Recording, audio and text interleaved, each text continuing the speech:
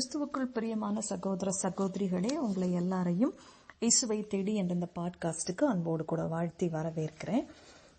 February 22, 2023 கதவை திற என்ற தலைப்பின் கீழாக இன்னைக்கு நம்ம பார்க்கலாம்.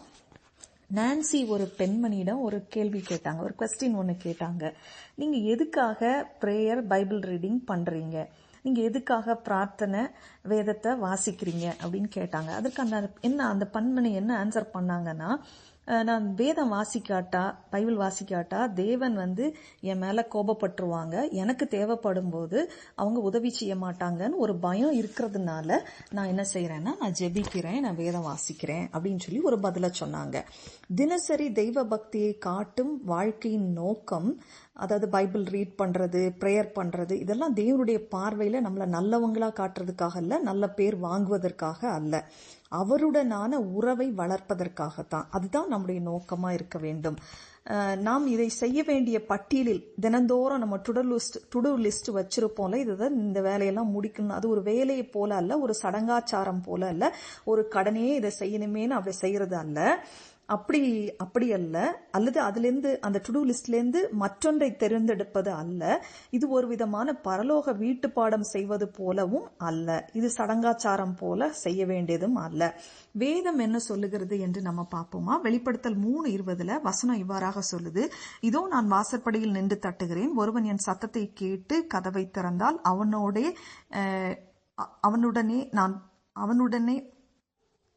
அவனிடத்தில் நான் பிரவேசித்து நான் அவனோடு போஜனம் பண்ணுவேன், அவனும் என்னோட போஜனம் பண்ணுவான். ஒன்றாக சாப்பிடுறது அப்படிங்கிறது என்பது நட்பு மற்றும் ஐக்கியத்திற்கான ஒரு அடையாளமாகும். இந்த மாதிரியான ஐக்கியத்தை தான் தேவன் நம்மிடம் எதிர்பார்க்கிறார், தேவன் நம்மிடம் விரும்புகிறார். அவருடன் நேரம் செலவழிக்கிறது, உட்கார்ந்து நேரம் செலவு செய்வதுதான் தேவனிடத்துல பேசவும் உறவாடவும் அவருடன் நேரம் செலவழிப்பது தான், அவருடனான உறவை வளர்த்து கொள்றது தான் நமக்கு இந்த வேதம் வாசிக்கிறதும் ஜெபிக்கிறதுக்குமான நோக்கமா இருக்கணும். இதன் மூலமாக அவரை நாம அறிந்து கொள்ளவும் முடியும். இப்போ ஒரு சின்ன ஜெபம் பண்ணிடலாமா? நேசிக்கிற அன்பின் பரலோக தகப்பனே, அப்பா, நாங்க எதற்காக ஜெபிக்கணும், எதற்காக வேதம் வாசிக்கணுங்கிறத இன்னைக்கு நாங்க கற்றுக்கொண்டோம்.